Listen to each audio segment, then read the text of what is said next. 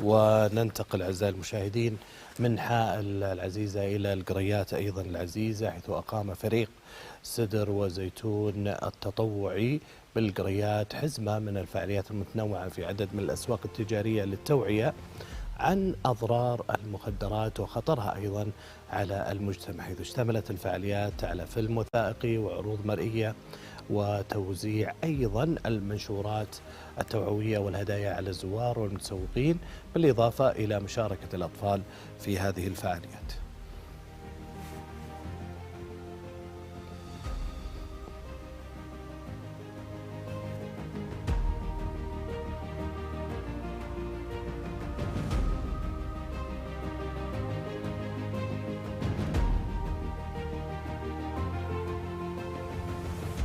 وللمزيد من التفاصيل ينضم معي من القريات مراسل الإخبارية نايف الفندي.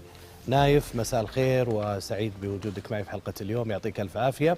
نايف، في حائل هناك يعني بعض الأنشطة للتوعية من خطر المخدرات، وأيضا في القريات هناك فريق سدر وزيتون القريات التطوعي فعاليات، كلمنا عنها نايف.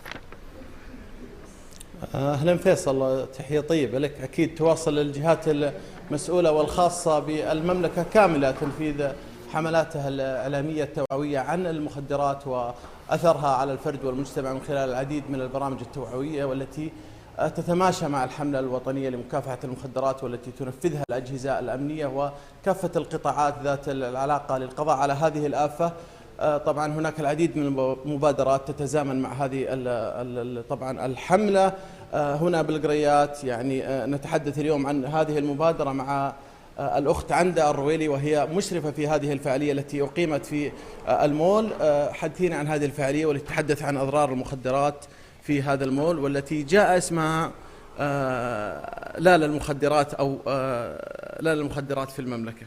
طبعا هذه الحملة هي حملة معا ضد المخدرات، طبعا بالتزامن مع ما أصدر خادم الحرمين الشريفين ضد هذه المخدرات التي ألحقت الضرر بشبابنا.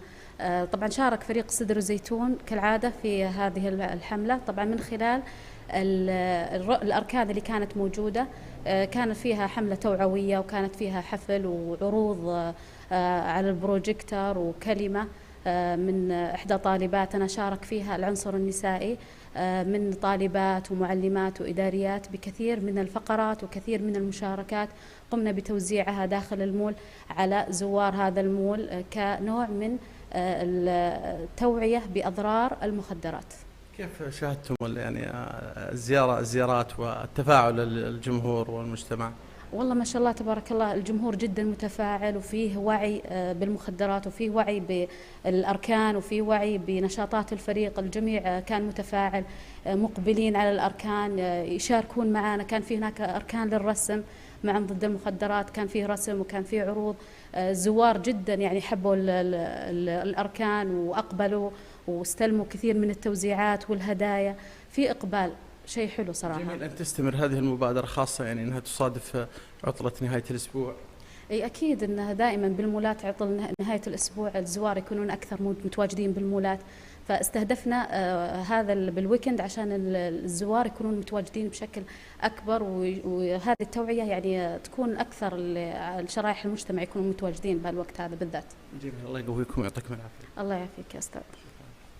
نعم فيصل، حملات توعوية في كل مكان بالمملكة كما ذكرت، وأيضا يعني نستغل هذا المنبر يعني ونشكر جميع إدارات مكافحة المخدرات على جهودهم العظيمة والتي يقدمونها في جميع مناطق المملكة ومحافظات المملكة لتجفيف منابع المخدرات في المملكة، فلهم منا كل الشكر، وجميع الجهات ذات المسؤولية طبعا. ولعل هذا كل ما لدينا من القريات من هنا من هذا المول، وأنتقل إليك بالصوت والصورة. شكرا جزيلا لك زميلي نايف الفندي، أنت وضيفتك الكريمة.